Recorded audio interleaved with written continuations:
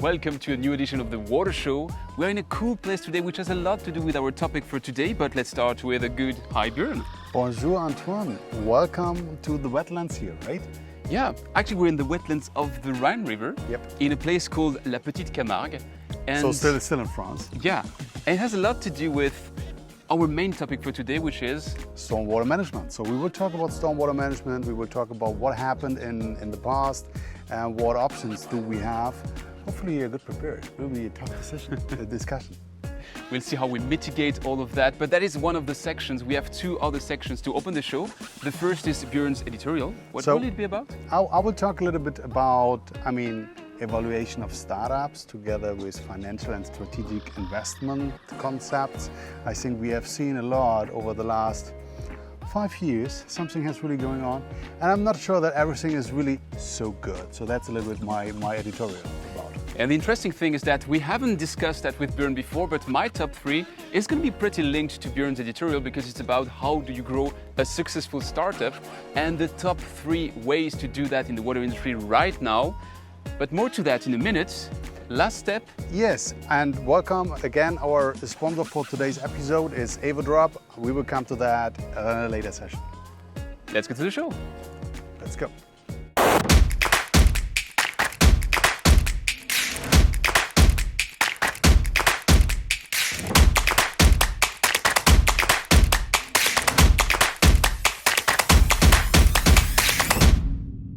So as I said, we'll be opening the show today with Björn's editorial. So Björn, the scene is yours. Today I would like to talk about the financial situation we have, especially with startups. You know that last year, 2021, 470 million US dollar were raised for water startups. So that is a number. And I would like to have a look into the evaluation of these startups, because sometimes I think it is a little bit weird. Take 2 examples. Last time we had 2 IPOs. One was NX Filtration and the other one was 374 Water, right? Mm-hmm. So both went for IPO. Both got an evaluation, half a unicorn. So we are very close to get our water unicorn, so they get an evaluation of 500 million. Half year later, just look at the stock market and look at NX. NX high was at 15 euros. Last autumn, and they are now with 9. It's okay, it's not so bad. We have some crisis right now in the stock market. But for instance, look at 374 Water. Their high was really 6, and they are now down to 2. These young startups, they are volatile. Don't get me wrong. They are volatile. They don't have really the business model ready so far, but they get 500,000 of evaluation with a business model which is mostly not ready. They don't have any really references. Mostly is still, they came from university, maybe they have some pilots running, maybe first half 5 project in operation, and still they get very, very high evaluation. And we should justify that a little bit, especially if you go to the B and to the C series, if you want to raise some money. A high valuation in the beginning is pretty dangerous, right? Because you don't get the money anymore if the evaluation was too high in the beginning. So that means there is a trend in the past that we evaluated the companies a little bit too high. On the same side, we see a lot of investment into these kind of big groups. I'm talking about Veolia Suez, for instance, you know that better than I am, but even Sauer is getting a new investor, spoiler, right? They are getting a new investor, and there we're talking not about 1 million, 5 million, 10 million, we are talking really about a couple of millions, right? So it looks like that also the trend goes a little bit away from the startup, that we have nothing in the middle. We have the startups which need the funding, especially in the A series, and then we have the big ones, right? Think about Grundfos, what Grundfos is doing and taking the entire market. At the same time, the companies who invest are either strategic or are investment driven. And that is an interesting fact, because I give you 2 examples for that. Investment driven investors who operate with the company mostly crash the company. And I give you an example for that. We know all H&E, an APC contractor from Germany, pretty successful, long-lasting history, a lot of references. And you could blame me and say, well, Björn, you're not objective enough because he was working for that. That's maybe right. That's why I would like just to quote a CEO from our industry, from a competitor of H&E, who said, he quoted that directly to me, "It is a shame what is going there at H&E right now with a British investor. They will totally crash this company." That was the CEO from a competitor from H&E saying to me, and he knows what he's saying. So that means we have a lot of investors who are just looking for the exit. On the other hand, for instance, we have Skion with Susanne Klatten. They don't have any exit strategy at all. So they are really going for a kind of strategic way.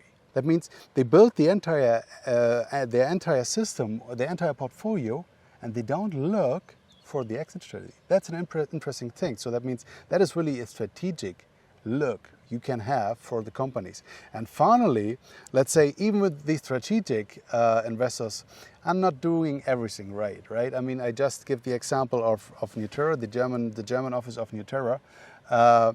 They, unfortunately, in 2020, the entire facility burned down, and the investor took the opportunity, okay, take the insurance money, right, and get rid of the market. Unfortunately, after 5 years, from red numbers to black numbers. So it was really a pain. That was a strategic investor.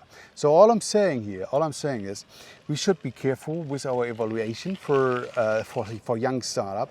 It could be pain in the end. And as well, we should have a look whether we have a strategic or we have an investment partnership. Because that's two different approaches. So look at the valuation and beware of strategic versus investment approaches. What do you make with the ones investing in early stage startups? If I take the example of John Robinson from Mazarin Ventures, when he says he invests in a company in the very early stage, he puts the exit as a part of the process. You say exit shall be something dangerous, but... No, I'm not saying it's dangerous. Let me just bring you his point, which is that he puts a clear horizon and he says at that horizon I want to exit, because if I exit at that horizon, that company is going to go to even bigger structure, and that's the best way to maximize its impact. So what do you make of that? I mean, the point is not to say, well, I invest in the company and I'm not saying my exit strategy. It's not the point. The point is, if you are, as an investor, going into a company and you're taking over the control, and at the same time you're just looking for the exit strategy, that is a dangerous fact. Because then you blow up a little bit the company. So it's the combination of investing and with the exit in mind plus involvement. Exactly. Okay, I get you. And your point, if you go up into the early stages, into these investments, I mean, then yes, sure. I mean, this is part of the game. I would give you 100K or give you $1 million, right, to bridge it, or Series A fund. But I would like to have a convertible loan or whatever I would like to have my exit strategy, which is fine. But I don't, let's say, I'm not part of the game. I don't be so much involved. And that's a dangerous case. If we really have these more and more these investment firms going into that and they taking over a strategic role, the strategic in brackets, right, they sometimes ruin the company. Not all of them. I'm not blaming all of them, but I can give you some examples when that happened. You mentioned blaming, so who do you blame? Is it the company that you blame? Is it the investor? Is it a combination of all of those? I mean, the company, how can you blame a company if they have an investor? If the investor is saying you go that direction, then you have to go that direction. No, I mean, it's clearly the investor. You're raising a Series A or a Series B, and you have the choice between a higher valuation with an investor which is clearly there for making money, which is nothing to blame. Sure. Another option could be to say, okay, I go for a lower valuation, but I take an industrial partner on board, which is not bringing money. So he's not like inflating my valuation, but he's bringing me a new reach to the market, a new exposure to new geographies. So the investor is also actor to decide who's going to be the right investor to go for him. I would see it kind of a half-half, where if you go for the money, I mean, if you go for stupid money, if you go for stupid money, then you get stupid results. If you go for what is it? If you go for walnuts, you get monkeys, or I mean, that's yeah. No, it's true. There's no right and wrong. But let's say if you have a financial investor only, and he's also taking over, let's say, some kind of involvement or strategic role, then I'm saying be careful, because he can also ruin your company. If you have, for instance, if you have a strategic partner like one of the bigs, like Suez or Xylem or one of them, and they invest in your company because they want to leverage, or the other way around, you can leverage their network, their possibility they have. That is more easier. Okay, don't spoil my top three. Okay. I have no clue what you're saying about your top three. But I mean, I really have the feeling that more and more startups coming up, cool startups coming up. They get money, they have the right to get money, and they need to get the money. But we have to be careful in terms of the evaluation, especially if they are still in the phase that they don't have any references, any business model. Maybe the product is similar to the other competitor, but they have painted that blue or in different colors. Or that is a little bit the fact. And an investor who's just looking for the money, you can, you can trick him a little bit with the numbers. I mean, a strategic investor who knows the business, he will ask other questions as a financial investor. I don't want to name drop Paul in every single water show we do, but here I have to, bloody thesis is wrote about the dynamics of water innovation, and he's making, clear SAS of how a company develops, like the first 3 references, the first 20 references, the point in time we're in 5 countries and where different companies can offer the same thing. Isn't it surprising? You named NX Filtration and you named 374 Water. Isn't it surprising to go for an IPO when you have just a handful of references? The question is, if you have the chance to get this kind of evaluation and you have the chance to get this kind of money, it's not blaming the company. It's not blaming the company, right? But the market, I'm not blaming anyone. I'm no one to blame. No. But be clear. There are other venture capitals, there are other investors who are giving you the money, even with that in that stage. And how many companies we have seen who got a very high evaluation and disappeared from one day to another. And when you see that the ESG investment market is evaluated to be around $35 trillion, that's your number. Aren't you a bit afraid that? It's 40% of the world's economy, roughly speaking. So it's even growing. When I mentioned that to Nicolas Leravero, he said I'm probably underestimating. So it might be even more than that. So all these $1 trillion need to go somewhere, and water is an obvious ESG. So sure, you should invest in water. I'm always saying, hey, we shouldn't overrate these kind of companies. It's not doing them a service. Exactly. Yeah, makes a lot of sense. Yeah, Björn, I don't have to disagree with you all the time. Sometimes you say things which resonate with me, and I fully agree with you. Oh, that's unbelievable. Put a cross in the calendar. Another one. I tick another box. So this week again, he was with me. So the bottom line is, look at your valuation. That's the first one, and the second one is choose the right investor. Because sometimes it's hard for these startups, right? If they don't have 100 investors who want to invest, they have maybe 1 or 2. Right, and then they're happy enough to get the money. Otherwise, most probably they will go down. So, and they have to avoid that, and that's why they take the money. All I'm saying is, especially if you have a very high evaluation in the beginning, it will be pretty hard in the end if you need the B or C series. So, if you're raising money right now, or if you're in the process of scaling up your company, you see that Björn has a lot of good advice for you. So, I would encourage you to reach out to him. Or maybe you want to listen to my top 3, which goes somehow in the same direction. You'll see you'll be interested. I'm very interested in that. So I mentioned that the top 3 has much to do with what Björn just presented to us, because actually I reviewed the different ways a company or a young company can go to market and grow a bit faster. Because as you said, there's a gap between those early stages where you're in academia or you're just spinning out from another company and you might have a good product, but you're still in those early phases where you need maybe angel money. And then there's a big gap with no middle-sized company, because some of them died out. You gave a sad example. Some others were simply bought by bigger ones. And then you have the big ones. So True. I just looked at what's existing out there. It's not going to answer all the question, but I think it's pretty interesting. And my number 3 is actually, I was looking at the path of many of the companies which I had on my podcast, because I was looking for what's the follow-up money they got. And I was just looking at what happened since the last time I spoke with them. And for a couple of them, I was pretty surprised to see that they got money, but they didn't got investor. I was like, what's the trick? And actually, if you look a bit deeper into that, you look that there's some pockets of money out there given by governments, Absolutely. given by charities, Yes. given by foundations, Exactly. which are set for a specific target. Last month, I gave the example of that company making desalination from waves. Well, there's a competitor to that company which just got money from the Californian state, who was saying, I don't care who you are, I don't care how you do it, there's wave and there's water, I want you to desalinate water. Whoever can do the link between those will get money. I have another example with Pure Affinity in the UK, who's going after PFAS, and there's a pocket of money which was made available for companies going after PFAS, and they got a grant, and not a small one. We're talking of several millions. So it's really an interesting way to found the path of a company. It's not helping them to go past the first base. It's really True. how to go to the first base, but that's a cool way to start up. Is it something you encountered yourself? Absolutely, I have realized that. In the US, there's the Bureau of Reclamation. The Bureau of Reclamation, they also have some couple of projects, or let's say some milestones, and they invest into companies who go with that further. I know, for instance, the company Orb, with the online biological sensors, they got a grant from there. So pretty interesting. You're fully right. I mean, the question always is, I mean, you have to apply for that. Yeah. You have to submit a lot of material. You have to take time for that. It's not that, oh, there's something. There's reporting involved. Exactly. It's a long way, and it's not granted that you get it, right? Doesn't mean that you applied for that and then you get it.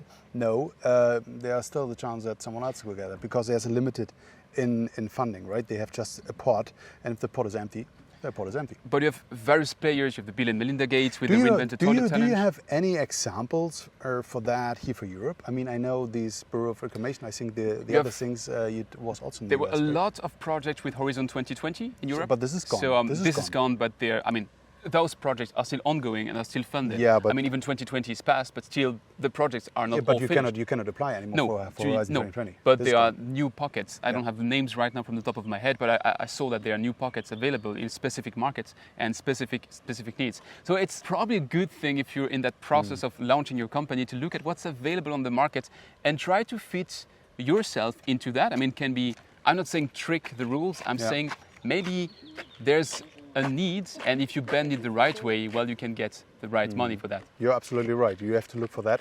And I mean, Horizon 2020, I think, was from the European Union. Absolutely. If I'm not right. So I think they are local. There are always local pots you can apply for. Then you have to go to the next level. For us, it would be the European Union. And also the World Bank. I know that they have some pots for that. Yeah, and the World Bank in the various geographies. Like if you go to the Asian Development Bank, works as well. But that was my number 3. So to really kick off. So the question is, how do you go to the next level? And that's my number 2. Okay. And that's what you somehow spoiled with your section. Because to me, what's interesting to see is to see companies like Xylem, with the Xylem Innovation Labs. Like in the past, we had Suez with Suez Ventures, which will probably come back at some point with Veolia. And all those innovations, what's interesting with their approach is what they're saying is that, hey, come on guys, we're big, which means we have sometimes trouble to go to the very nitty-gritty details of R&D and find out the hidden gems.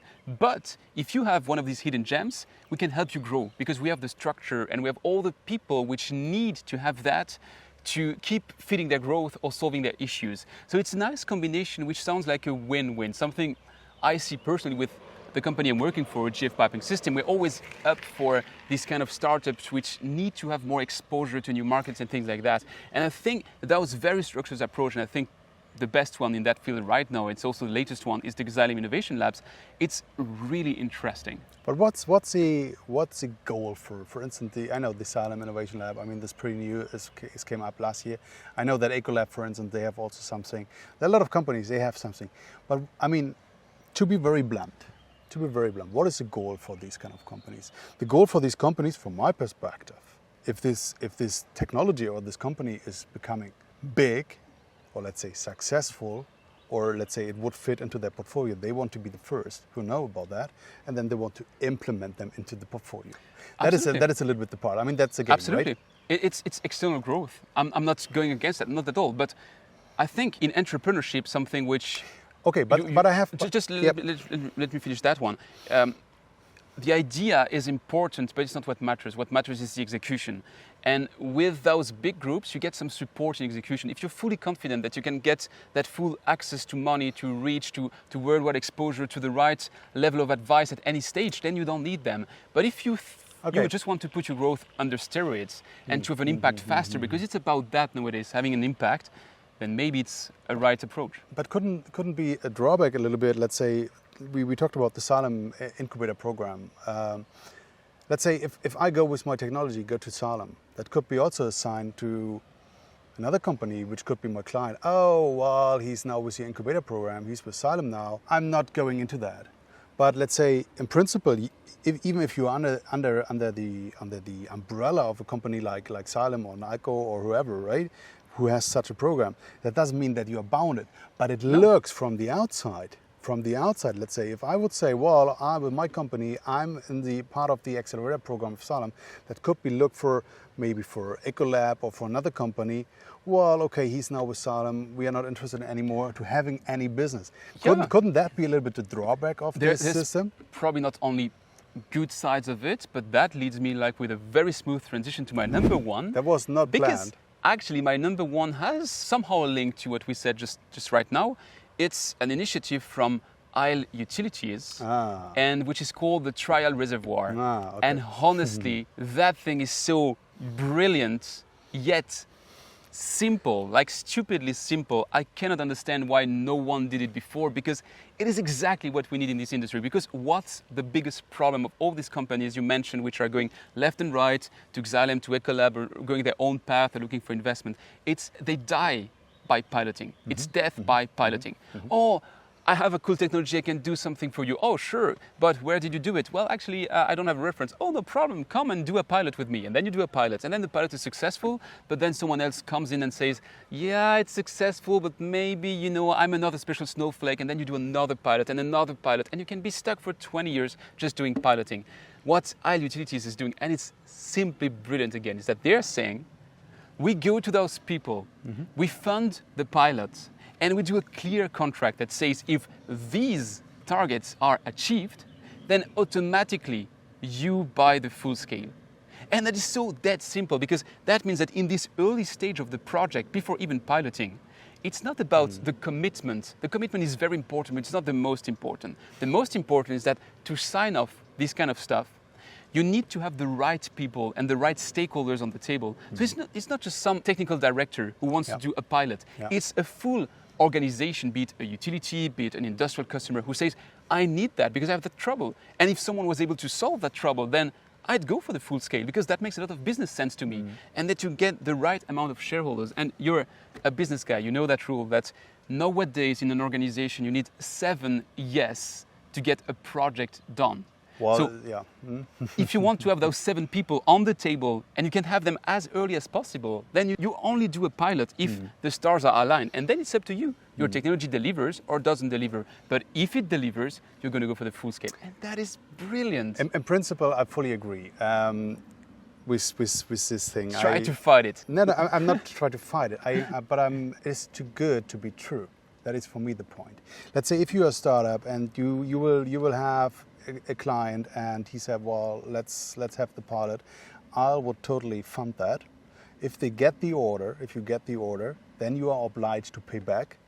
If you don't get the order, I will take the cost. So that is the rule, right? Yeah. So do you know since when this program is live? This year. No, since October last year, September last year, so from my knowledge. Have you heard about how many projects they have? Yes. How many? I don't have the numbers from the top of my head, but I have some success stories of companies who did that and who had their orders, like not just one, but several orders in the first months of the pilot. What me, or let's say what I'm not scared, but let's say I'm wondering about, I heard about this 3 weeks ago the first time. 3 weeks ago. I mean, that's what I'm saying. It's too good to be true. 3 weeks ago, I was in Valencia, and I saw the CEO from our utility on stage, right? And he introduced that. I mean, as I said, right? I mean, this is almost a year available. I haven't heard about that, really. So that's a little bit my point. It was launched in the late. It's not almost a year. Come on, you're being okay. But I'm not blaming. Don't get me wrong. I'm not blaming. And the other part is, I mean, it's not our utility, alone, right? No. You know who's in the back. You know who the investor is of our utility. There are many different. I mean, Xylem has put a ticket, and others. But one of the main investors is XPV from Toronto, right? And? So no, all I'm saying is that it's not the idea from Isle alone, but they collected the money from all the shareholders they have. But Isle is also bringing money. Sure, and they put it into the pot, which is, as I said, a brilliant idea. My question I had in Valencia was, does someone know how much money is in the pot? Do you have heard the number? I have the number. I have heard rumors. I have the number, and if you want to have that number, it's shared on my podcast. So no, come on. What is the number? I don't want to say something wrong now from the top of my head, but I had the CEO of Isle Utilities on my microphone, and he was very open about the way it works. I had rumors about 60 million. 6-0. And I was It's I an was evergreen thinking, fund. Whatever you do will feed back into the no, pot. not always, not always. Only if it is successful. Yeah. As I said, but if it fails, then the costs always are. Yeah. That is a little bit. That's But a good it's not. thing. It's not. But then you apply. If it is successful, then you apply. So then the money comes back. It's so not a that is closed a good bucket, thing. which means that 20% of the benefits of idle utilities, I don't want to give wrong numbers right now, but you're pushing me in the corner, 20% of their benefits go into that pocket, which means it will keep funding those pilots. Yeah. So True, it's not true. like a closed bucket. It's like they're adding to an idea which is brilliant to start with, and which is so brilliant, honestly. You know who should be doing that? States. I mean, that was my number 3, how states help with the early stages. But if states were really walking the talk, they have the money, they have the bodies out there to invest, and they should have the structure with the utilities, with the public goods and the infrastructure to be exactly that partner. And that's a failure of the market, which is repaired by the market. So it's, in terms of economic theory, it is just brilliantly simple. So, and yeah. I would love to talk to a company who you said who was successful with that. I'll introduce you to them. Please do. Please do. I would love to hear the story. See, the German guy never believes me. No. but I totally believe you. Don't get me wrong. But it's too good to be true. Come on. Yeah. It's too good to be true. If I that think- is really the case. I think that's and you have exactly what I said on the technology- podcast. It's too good to be true, but honestly, That's the answer exactly the is way. absolutely legit. And So, please, so that means we do a free advertising right now for our utility for that part. If you are technology and you're looking for the first pilot, reach out to them and try to get be part of the pot. and something interesting as well is that what they are looking for is they don't want to be too conservative. They don't want to fund only pilots which are guaranteed to succeed. They want to be funding pilots that might be at risk, because that's the full aim of it. It's because if it's Yeah. dangerous, then the impact might be even bigger. So it's a nice balance to find between too much risk, because then the pockets get empty, Yep. or it needs to be refilled, and being too conservative, because if that's the case, then it's just too easy for end users to get idle to finance the pilots. But that is fascinating. It's a fascinating topic. Do you know whether for instance, Salem, you said Salem has also a ticket. Are they involved in the decision whether this pilot is yes or no? I don't have now all the nitty-gritty details. So if someone is watching right now in the comments, just come and drop your opinion Probably. if you don't know, and advised content if you're absolutely familiar with the process. And maybe that's an open invitation. If someone from Absolutely. iUtility wants to join us on one of our next live events, which will happen pretty soon, we'll be very happy to take that, because I firmly believe that's the way to go. And there will be never too much advertising for such a great initiative. Absolutely. Great 3 ideas. I love that. So that being said, let's move to our deep dive, which is going to be today about... Stormwater management. So now it's time for the deep dive in the middle of those wetlands. It's about... Stormwater management. And right before, we have a last stop. Exactly. Our partner today is the company Everdrop from beautiful Zurich, Switzerland. A company founded by Fabio Hütter and is in the filtration business for private households as well for commercial business. So, and they have different products for instance, calcium removal. There they use a kind of amino acid, or they use carbon fibers to get rid of bacteria, for instance, and micropollutants, right? Very, very interesting. And the interesting part of Everdrop, from my perspective, as I said last time, also is, I mean, the story of Fabio is pretty interesting, because how he grew up, how he came to that, and furthermore, how often, especially in Switzerland, you meanwhile can find these technologies. For instance, as I said, the Swiss Space Center is using that filtration technologies to treat their water to grow food for the space. The entire Swiss railways are using these filtration technologies to treat the water. As well, a lot of professional sports clubs from Switzerland, soccer, rowing, tennis, even golf, they use these kind of filtrated water for their athletes. So In Switzerland, we say football, not soccer. Okay, then we say football teams from the first league. I know, for instance, the FC Zurich is using that, right? So pretty interesting. And furthermore, Everdrop has founded the Umutu Foundation, a foundation who helps really communities, whether they don't have any access to drinking water, to education, or they found some other special environmental projects, which is pretty interesting and a good thing from my perspective. So Definitely, we should invite Fabio one day. They have meanwhile more than 30,000 references in Switzerland, and they want to expand to Europe, to the mainland Europe, to the other countries. And so they reached out to us and say, well, that is exactly what we want to have as message. If you are interested as person, as company, as whatever, to work with Evodrop, just check out the webpage after the show and reach out to Fabio. He's looking for your call. And again, thanks a lot, Evodrop, for being our partner today. Thank you, Björn. Thanks, Evodrop. And let's go now to your deep dive. And actually, we're in the middle of the wetlands, which are next to the Rhine rivers. And those wetlands today are not very wet. You see a bit water behind me, and there is water around because there's always water because of the Rhine. But if you were coming here 1 year ago, the picture was really different. And yet, here, it's only an example of how it was everywhere in Europe. I think you have something to share about that. What was it here a year ago? Actually, here you don't see it because that's the canal, which is always pretty at the same level. But here, everywhere around, you have some wetlands, and now they are dry. So you see some birds and a little bit of water. And it was fully underwater 1 year ago. So if you were coming here, so that is really the state it was at that time with the floods. And we expect to see with climate change, of course, always more extreme events. Yeah. And the full question is, how do we mitigate that? And is there a good and a bad way? Probably not. And what are the best practices that we can replicate? It's pretty interesting. I mean, exactly a year ago now, I think July 14th, we had a big flood in Europe, especially in Germany, where more than 150 people were died, right? So we had heavy rains and the rivers were flooded, and they came, I think, from a level from 60 centimeters up to 9 meters high. So that was dramatically, and a lot of people lost their homes, lost their identity, lost their entire future, right? So that was really dramatically.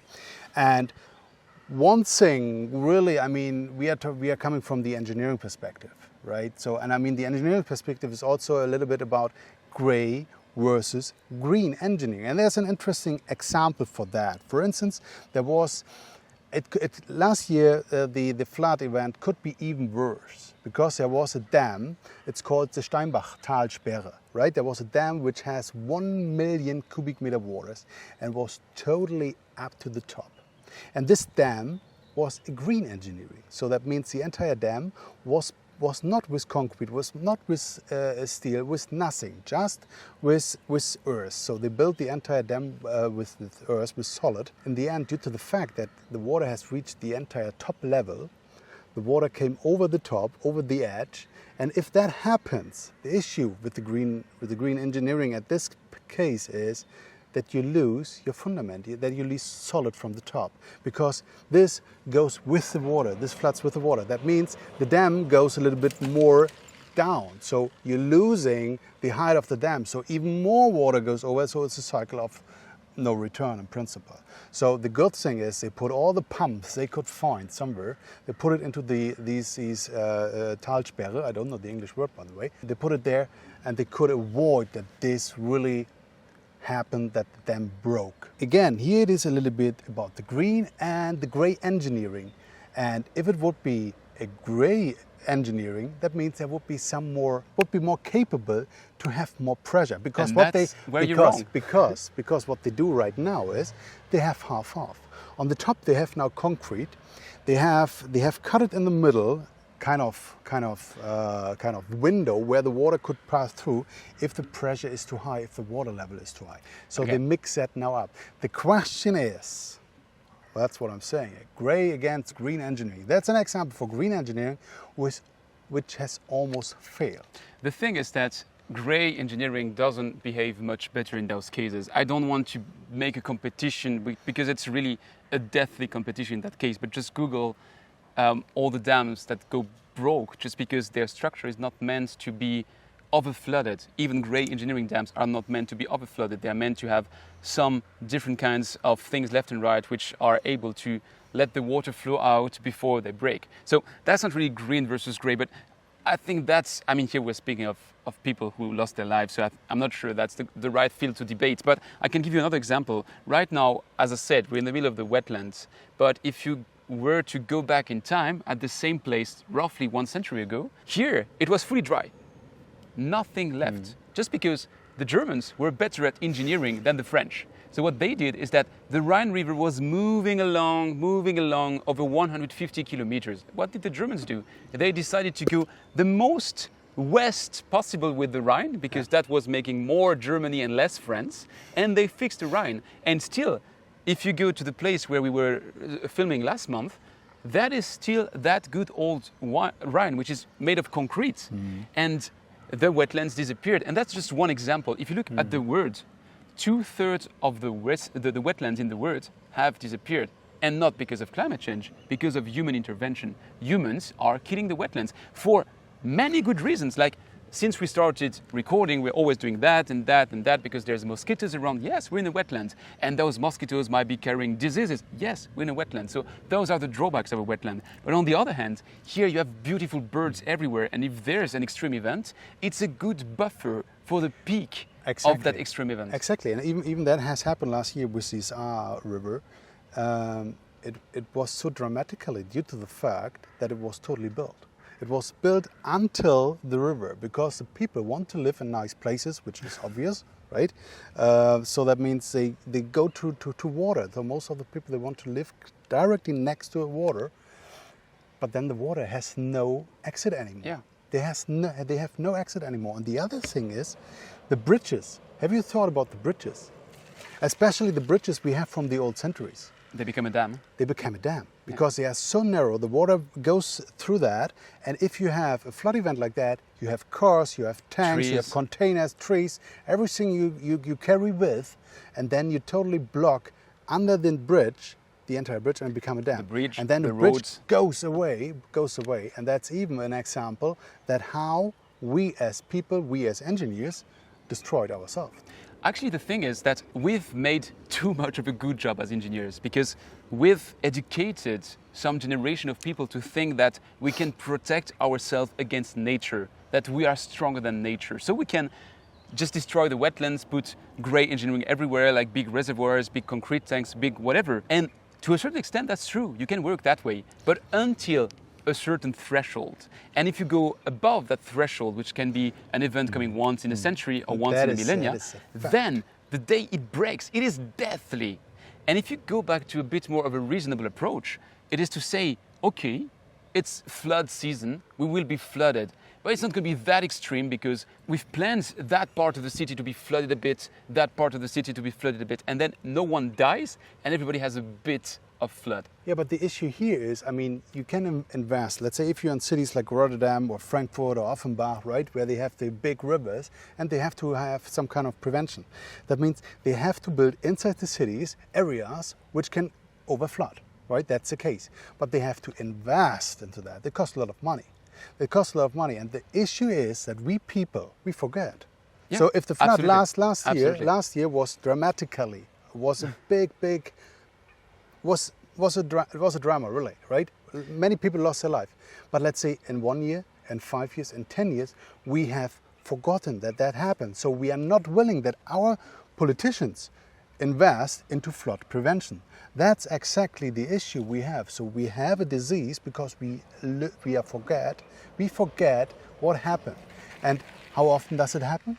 How often? Once 100 years, once 200 years, 100, 500 years? It's more often than that. I mean, exactly, but it's a long period. And if nothing happened, the people say, well, if we do that, we waste our money. We can do it for different things. It's a long period if you look only at your very specific place. I'm the son of a hydraulic engineer, so I grew up that way, that we had like, you know, this VHS recording, and some of there was Mickey Mouse, some others were whoever, and I had flood from the summer 91, flood from the winter 93. So I very well remember those because sometimes I wanted to watch Mickey and instead of what, I was watching floods. So, but you have to experience that, and you're fully right, Björn, it's about experiencing it. But I think there's one common mistake, which is like, it's gray versus green. And I do believe that is fully wrong. Because as you said, with your dam, which is green, that dam doesn't exist in nature. So that dam is engineered by people using nature. So it's not like a hippie science where you're saying, hey, come on, nature will deal with it. Hey, if you let nature deal with it, then expect some unexpected results. And it's not either to be fully gray and say we can go back to putting walls everywhere. You mentioned Rotterdam. Rotterdam can do whatever they want. If you look at the geography where they are really down on the Rhine River. Yeah. So if the entire Switzerland, the entire France, the entire Germany, and the entire half of the Netherlands says, I don't care, Rotterdam is going to care for it, I build big concrete walls, all those places will have zero flood. Zero. And Rotterdam is going to die twice a year. So it's about understanding that we are all part of the same watershed and that we should be working together towards a better management. I mean, I read something from someone from the ES who was saying, well, I mean, whatever we do, stormwater management is an infinite game. Because Absolutely. whatever we do it because from the retro perspective. Because we are looking back, what happened last year, so what do we have to change? What do we have to change in regulations, in terms of engineering, in terms of this and this and this? But we do not look forward because it's not possible. It's an infinite game. So all the time the events will maybe not become more often, but they will become more harder. Yeah.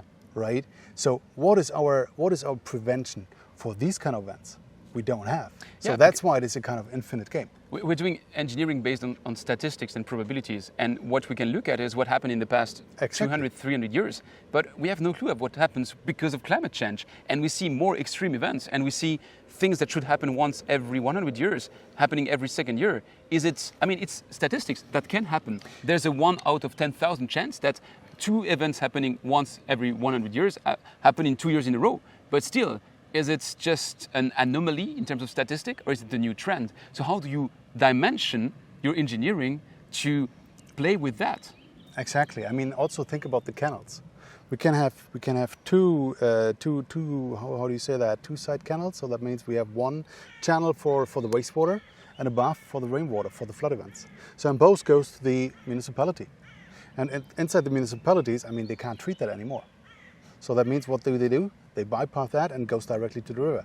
That comes to mosquitoes, disease, things like that. But there's also the option that we take the water underground to these kind of channels. Issue, I told you last time, I mean, if you go underground, it costs so much money. I mean, building this kind of wetlands is also a lot of money. But if you go underground, it does have pros and cons. But costs a lot of money. Actually, when you say building this kind of wetlands, actually what they did when they built that wetland is pretty simple. They went back to what was existing before. And not just because everything is better before, but just because that's the Talweg of the river. That's the way the river would be flooding anyways. So you're not really constraining that water. But that's not working alone. If you want to mitigate the floods everywhere around in this area, you cannot just have those wetlands. You need to be adding some dams and some limitation, which means that if really there's a flood event, even the wetland is going to be flooded a bit higher than it should. So it's this combination which is interesting. But when we look a bit now into what we can do nowadays, there's a whole array of new solutions. Like right now, we know that it might be raining in the next 2 hours. So we are planning the way we record so that it doesn't happen the same than it happened last month. And why do we know that? Because I have an app on my phone who tells me it might be raining at that exact point in time in 1 hour and a half. So if you apply that and combine it... Okay, but let's say we discussed that last time. I mean, we got pretty wet, right? So we discussed that how good these kind of apps and how good these kind of forecasts are. You told me that in the morning, the guy in the television who has the best forecast ever said, well, it will not rain before afternoon. And the other guy from the next channel said, well, it will not rain until evening. So even they have these kind of forecasts, even they have these kind of apps, even they have these kind of radars. But they couldn't predict that at 12 o'clock it will rain and we get wet. It's about shorter time frames. Because right now I don't believe someone who tells me tomorrow that happens. We've seen that's often wrong. But I believe someone who tells me with a radar that in 5 minutes that is coming. So now imagine, that's not the case here, but there's a river in Mulhouse, so not that far away, where you have exactly the same setting than here. You have a river and you have like this dam. I don't have now the stupid English word for it, but where the boats go in to go up and down on the river. The Schleuse in Germany. Yeah, so we have it in French, it's écluse, so you have it in German in French. And basically what they do is that when they see that a flood event is coming, like there's a storm coming in the summer, they take the full canal and they bring it down by 5 centimeters. And 5 centimeters, if you watch it, you don't see anything. But in fact, 5 centimeters over the big surface of the river. Until the next is it's a a lot lot of buffer you're building, and that's possible with process automation. That's possible with simple planning of what's happening next in terms of forecasting. That's possible thanks to digitization, and that is a nice combination between green and somehow grey engineering. I think we have to find the right mix of both. That is a little bit the case. I mean, there's a lot of. I mean, what happened last year really was a lot of, politics, and the communities. It totally failed. We have to be very clear. And this is not our topic. We don't want to judge about that. We really want to talk about the technologies. But green and grey engineering both have to come together. I mean, as I said, the Steinbachtalsperre, which was overrun last year, right? They have now built these. It's still empty right now. It's still empty, but they have now some kind of grey engineering on top to mix both to have a kind of prevention for the next time. So we need both. That is a little bit the part. I mean, and there's, as you said, right. I mean, we need the digitization. Sorry for that. To have better forecast for that. Sure. Yeah, and then you're building a virtuous cycle, because if you try to keep water closer to the surface, then people notice water. So they know, okay, they remember that they're living with water, that in the place they're at, there should be water, that cities were built around water, so water is still around. Then you will have some more vegetation, because if there's water, there's vegetation, which means that you're better mitigating climate change. I mean, in the cities nowadays, what we see is that more and more, yes, it's hot, but hot with the sun on stone is much worse than hot on a tree or hot on some grass. So that's also helping. So it is really re-engaging in a virtuous cycle. The drawback, and it's not a drawback, it's just that we have to accept it, is that yes, there will be flood events, and you will never prevent it, even if you're paying every year to get your risk mitigated. You're mitigating a risk. You're not solving it. It's not the same. We are living with nature, we are living inside nature, and last statistic, and then I'll let you explain what you want to explain. Last statistic, if you look at what is the biggest enterprise in the world, the single enterprise, which is the biggest in terms of value it provides to the world, in terms of services it provides to the world, and by far above all the others, it is nature. And I'm not saying that because I'm a hippie, not at all. I'm saying that because there's even companies like the Rockefeller Foundation which are bringing nature to Wall Street by saying those services, you can become a shareholder inside it. So I'm saying if we start to consider nature for what it is as one of the parts of our economic setting, then we start to understand the real nature of water. You're a hippie, definitely hippie. Now I'm a hippie. But what we triggered, if I was recalling the event last year, I mean, we have all the cars who got crashed, right? All the oil tanks who got crashed because they were somewhere in the basement or somewhere in the house where they could affected by the flood. 1 million liters of oil and benzene were discharged directly to the flood. 1 million. Isn't that a crazy number, liters? It is crazy, yeah. Right, and that's why they have also the program. They have also the program, especially in the areas where they have maybe this kind of flood events, that the oil tanks, they are forbidden, right? They have to go with new renewable energies and things like that, and they have to put it in the basement or in the first level. And more interesting, and that was new for me. The reason, do you know the number one reason why a flood is taking your house with? What is the number one reason for that? Soil erosion? No, a basement you are living in, right? So if a house does have a basement, you are more protected. You are more protected. You managed to slip in that I'm living in a basement, which you know is not true and which you're telling every month. Björn, we are talking about a serious point here. If you have a base, let's say other way around. Yeah, the house is floating up. Exactly, it's floating up. And that's why all new build in that area needs to have a basement or a kind of concrete, which is a kind of fundament, which is totally bounded to the ground, that you can't flood it up anymore. That was the number one reason. I was really thinking that's crazy. So basically, you should not be living in the US. Okay, now that was a cheap shot. No. But first time I've been to New Orleans. I went to the wetlands because I had a boat tour with the crocodiles. And so I was walking around a little bit. It was interesting. I was walking around a little bit and I saw all the houses, and they were all leveled up, 2 meters, with some concrete things, right? So you could go underneath the house. And I was asking one guy, hey, why? And I've never seen that. And that was the result of Katrina. That was the result of the flood event from Katrina, that they all leveled up the houses. Otherwise, you would get rid of your house. It's the same here. If you don't have a basement, if you don't have a solid concrete, which is bounded to the ground, then you flood up your house. Which leads us to our take-home message, maybe to close that deep dive. And for me, it would be like, don't wait for Katrina. Don't wait for the extreme event. Don't wait for what happened last year in Europe. We can be doing a lot today if we go out from the dogma. If we stop saying it should be everything gray or everything green. The truth is in between. And the truth is when all the stakeholders sit at the same table and start discussing. And that can happen in your home. You can be doing stormwater management at home. You can be doing rain harvesting at home. There's a lot you can do in that field. And I think that's what we should be doing much more in the decade to come. I think even more there's a point, let's say we shouldn't forget.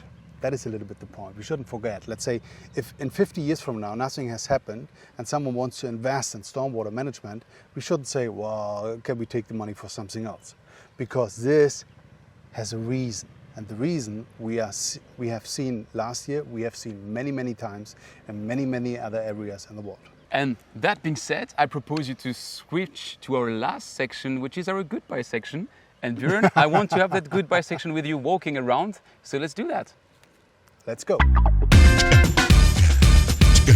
So thanks a lot for having been with us today in that beautiful scenery. It was a pleasure to have this kind of exposure to exactly the topic we wanted to share with you today. Did you enjoy it, Björn? Absolutely. It was beautiful being out there. I mean, it was pretty hot here in France, but I loved the scenery. And yeah, thanks for the invitation. And hopefully you guys, you had a pleasant show. We will see each other very soon again, right? We will be next week in Copenhagen for the IWA World Congress, and we look forward to meeting you there to collect your feedback, to hear what you like and don't like about the show, about Björn's jokes about my basement, about... Come on! No, really. Let's say if you are there, if you have the chance going to Copenhagen, reach out to us, send us a message, and it would be a pleasure for us meeting you guys. And that's it. Yeah, I would just add, if you want to see that scenery for real, and I would like to thank them because they let us film here. It's La Petite Camargue. It's just next to Basel. You can visit it. It's worth a good walk with your family. So I would advise you to do it. It's a good way to reconnect with nature, birds, water, everything, and the wetlands. And that being said, it's a beautiful place to have a run. That's it. Thank you, everybody. Thanks for watching us, and see you soon. See you soon. Antoine. Bye. It's too good to be true. Come on. Yeah. It's too good to be true. If that is really the case. I think that's exactly what I said on the podcast. It's too good to be true, but... We can start whenever we want. I launch you, and... You launch me? Yeah. How do you want to launch me? In the water. Ready? I'm ready. Please, next time we have another cover here. I'm not traveling to the table. That was so hot, huh? Yeah. So hot. No, it's better. No, it's okay because now it's cloudy. You're a hippie, definitely hippie. No, Okay, now I'm a hippie. Wait.